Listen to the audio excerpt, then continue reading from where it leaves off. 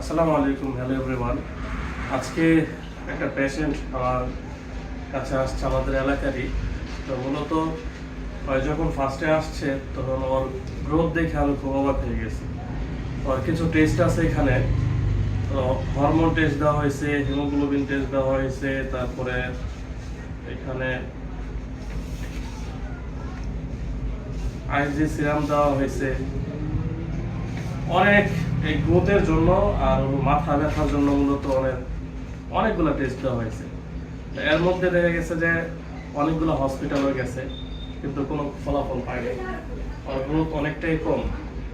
আর দ্বিতীয় কথা হলো, ছেলেটার মাথা ব্যথাটা হলো এই পাশে, এই বাম পাশে।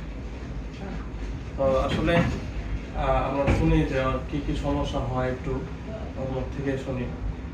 তোমার নাম তো কাউসার না? বয়স 17। কি কি সমস্যা হয়? সমস্যা মানে মাথা ব্যথা করে, মাথাটা ব্যথা করে, এই পাশ দিয়ে এই পাশ চোখ ব্যথা মাথা ব্যথা করে কোন সময়? এই 2-1 দিন পর পরই ব্যথা হয়। ঠান্ডা লাগলে? ঠান্ডা, নাক বন্ধ হয়ে থাকে তখন ব্যথা হয়, এছাড়া ব্যথা হয় না? আচ্ছা, মূলত এইখানে অনেকগুলো ওষুধ দেওয়া হয়েছে। হ্যাঁ, গ্রোথের কারণে দেওয়া হয়েছে। তো মূলত এই যে আমাদের স্বাস্থ্য, বিশেষ করে অনেক বাচ্চা নিয়ে আসে যে বাচ্চার মা বাবা বলে যে আমার বাচ্চা গ্রোথ বাড়ে না, খাবার দাবার রুচি থাকে না, আর সবসময় মেজাজ খিটখিটে থাকে।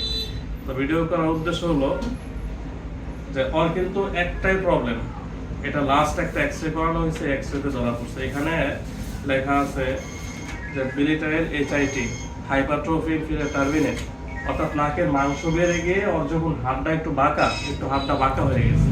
নাকের মাংসটা বেড়ে গিয়ে যখন ঠান্ডা লাগে, এই ঠান্ডার কারণে হাড়ের সাথে একটু ঘষা খায়। এখানে এই পাশে একটু হাড়টা বাঁকা আছে, তা এই পাশে যখন মাঝে মাঝে বন্ধ থাকে, আর এই যখন বন্ধ হয় তখন হাড়ের সাথে একটু ঘষা খায়, তখন এই পাশ থেকে ব্যথা শুরু হয়ে এদিক দিয়ে ব্যথা করে। আর বিশেষ করে তোমার চোখটা ব্যথা করে। চোখ ব্যথার জন্য মূলত আসা। আর যখন এই হাড়ের সাথে মাংস লাগে তখন এই পাশে ব্যথা হয়। তো এই যে আমাদের মাঝে মাঝে অনেকে কিন্তু দেখা গেছে যে সারাটা বছর টাফ নীল, নাপা এক্সট্রা, এইটা সেইটা, মানে মাথা ব্যথার জন্য যত রকমের ওষুধ আছে সব ওষুধ খায়, কিন্তু ফলাফল কিন্তু জিরো। কিসের জন্য? আমরা সর্বপ্রথম যদি মাথা ব্যথা করে আমাদের প্রেশারটা আগে দেখবো। যদি প্রেশার কন্ট্রোলে থাকে তাহলে আমরা আগে দেখবো হলো গলার টনসিল বাড়ছে কিনা, তারপরে দেখবো হলো নাক অথবা আমাদের চোখের কোনো জ্যোতি কম আছে কিনা, পাওয়ার কম আছে, বেশি কম আছে কিনা। যদি নাক সব ঠিকঠাক থাকে তো মাথা ব্যথা হওয়ার কোনো কারণ নাই। আমি এই যে এই ছেলেরা চিকিৎসা দিতেছি, এখানে যে হাইপারট্রফি টার্বিনেটটা হয়েছে, এটা কিছুটা কমে গেলে তখন হাড়ের সাথে আর ঘষা খাবে না। মাংসটা বেড়ে গিয়ে হাড়ের সাথে ঘষা না খাওয়ার কারণে মাথা ব্যথাটা কমে যাবে, আল্লাহর রহমতে। আশা করি ইনশাআল্লাহ, বাকিটা উপরওয়ালার ইচ্ছা। তো মূলত যাদের মাথা ব্যথাটা কন্টিনিউ থাকে, তো তারা আমি দয়া করে আমি বলবো যে এত ওষুধ না খেয়ে আপনি সর্বপ্রথম একটু নাকটা চেক করেন, নাকের একটা পিএনএস এক্সরে করেন। যদি ওইটার মধ্যে ধরা পড়ে যে হাইপারট্রফি টার্বিনেট অথবা বিলিটাইল এইচআইটি বা ডিএনএস এর সমস্যা থাকে, তাহলে আপনার নাক সমাধান করেন, আপনাদের মাথা ব্যথা এমনিতেই কমে যাবে। ওর জন্য দোয়া করেন। আর দেখে আমার কাছে এমনিতে মায়া লাগতেছে। এখন আমি আরেকটা কথা বলি, হ্যাঁ দাঁড়ান, আপনার যে খরচের ব্যাপারটা আমি যা চাইছি আপনার সামর্থ্য অনুযায়ী যতটুকু আছে আমাদের দিয়ে দোয়া করে যে আল্লাহ যাতে সুস্থ করে। হ্যাঁ, তারপরে এই যে ভাই আছে আরেকজন, ওই যে ওষুধ লাগানো আছে, উনিও আসছে অনেক দূর থেকে। এই যে নাক দিয়ে পানি যে পড়তেছে, এটা সাইনাসের পানি, কিন্তু মূলত এই সাইনাসের পানিগুলো পড়ে গেলে মাথা পাতলা হয়ে যাবে পরবর্তীতে। এই সাইনাসের পানি যদি থাকে তাহলে সব সময় মাথা ভার থাকে, মাথা ব্যথা করে, মাথা খারাপ লাগে, মাথায় অসহ্য যন্ত্রণা হয়, এটা কিন্তু সাইনাসের পানি থেকে। ওর বয়স কিন্তু 17 বছর। এই 17 বছর অনুযায়ী আর কিন্তু গ্রোথ কম। এটার কারণ আমাদের অক্সিজেন যদি ফুল বডিতে সাপ্লাই না দিতে পারে তাহলে খাবার রুচি বাড়ে না, অনেকদিন যাবতই নাক বন্ধ, কিন্তু বলে না। এই মাথা ব্যথাটা কিন্তু এটার জন্যই।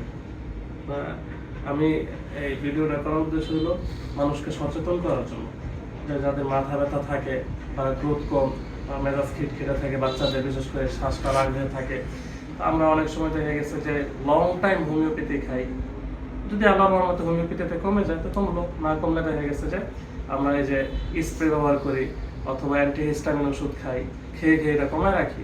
তো স্থায়ীভাবে সমাধান একটাই, যে স্থায়ীভাবে অনেকেই বাংলাদেশের মধ্যে মেডিসিনের মাধ্যমে চিকিৎসা দেয়, যেরকম আমি লস হেলথ টিপসে এখানে চিকিৎসা দেয়, বা অনেকে অপারেশন করে, যে যেভাবে হোক একটা স্থায়ী চিকিৎসা নেবেন আপনারা। আশা করি যে ইনশাল্লাহ বাকিটা আল্লাহ ভরসা, সুস্থ হয়ে যাবে।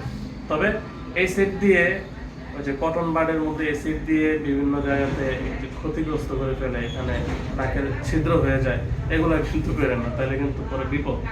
এটা কিন্তু পরবর্তীতে ড্রপ ইউজ করছে। তো দোয়া করবেন ওনার জন্য, আর ভাইটার জন্য দোয়া করবেন যাতে আল্লাহ তাআলা সবাইকে সুস্থ রাখে। আসসালামু আলাইকুম।